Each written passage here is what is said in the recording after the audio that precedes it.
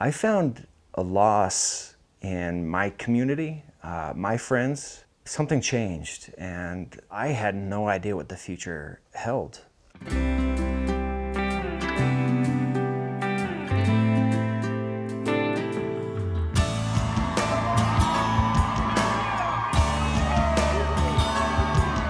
50 years after those riots right across the street at the historic Stonewall Inn, undeniably, a lot of progress has been made. Well, now, a group of dads, religious dads in fact, creating a community so their kids are loved and accepted.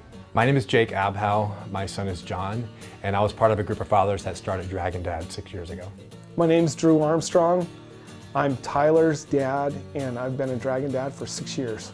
I'm Dave Jensen. I'm the father of Natalie Jensen and Cooper Jensen, and I've been in Dragon Dads for 3.5 years.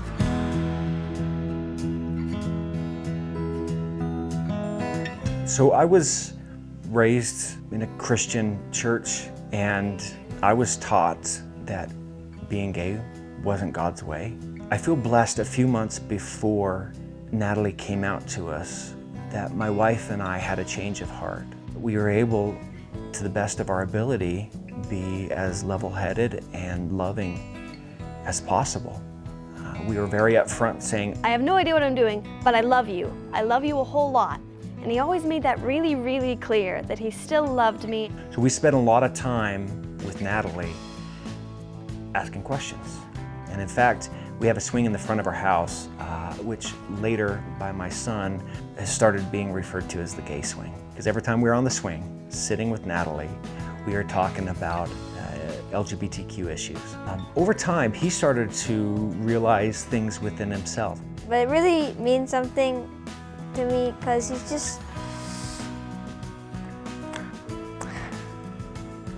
just love him a lot. As you support your LGBTQ kids, I found a loss in my community, my friends. It was a struggle. I needed friends. I needed people who were in the same place in life as I was. In 2013, my wife and I were active members in the Mormon Church. My son was 13 at the time, and essentially kind of came to the realization that he probably was gay. We were looking for community. We were looking for other people that were going through similar things that we were going through, and so literally I went online one day and just formed a Facebook group called a Dragon Dads. Papa Dragon sounded a little bit too much like Papa Smurf to me. Dads just has a little bit more of a loving appeal to it. The Facebook itself started with about 5 or 6 members. Within a year, we grew to maybe 30. Being part of this Facebook group has really helped a lot of us reestablish that community that we felt when we were members of either whether it was Mormonism or another religious organization. What's the purpose of Dragon Dads in the simplest of terms? We help other dads know how to parent a gay, lesbian, trans child. We really just try to be there for each other. And I think people maybe tend to overlook that when you're coming from a conservative background and you've got a kid that is LGBT at some level. There's things in your community that you kind of have to face and deal with that you maybe don't think about. What does your son think about all of this? He thinks I'm gayer than he is. He's like, Dad, you go do that thing. He's like, I'm just gonna live my life. But he appreciates it. Yeah, well, I think that's the point. I mean, that's what we're trying to do here. For him, he's living a life that's just his life. It wasn't so much that I found Dragon Dads, it was I found these guys that are like me and let's do something with it. I think just like it is for our kids, when our kids find a group of people that they can belong with, they go, oh my gosh, these people are dealing with the same stuff that I am. Having people that you say, these are my people, I identify with these guys, it makes a difference. Hey gentlemen, can I get everybody's attention? No. Welcome to breakfast. I started putting out on Facebook an Affirming Fathers breakfast, and other dads just started coming. I know how much being able to sit down with other dads and talk things through without a filter, I know how much that meant to me. We go out for breakfast, we eat, we're friends. We enjoy each other's company. We talk about things that are going on in our kids' lives and have a community. Brian Taylor from Querétaro, Mexico. I have a trans daughter that came out 2.5 years ago. I know I connect with a lot of you online, but it's good to meet some of you in person today. I feel honored to be a part of this group, to be associated with all of you. My name is Mark, and I've also just joined this group. My name's Phil Berry, got a 17-year-old gay son, Abram. Fresh eggs. You want to get some more?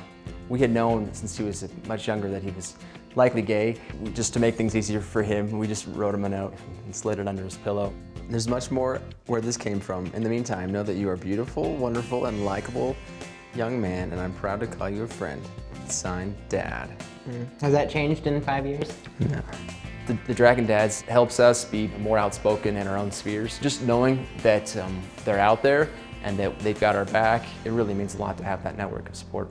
Today is a little bit different because we have Pride starting today, right?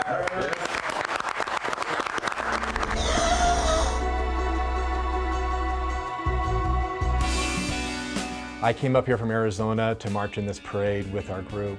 We like to think that we're just flies on the wall here and really just are here to help if we're needed, but ultimately this isn't about us.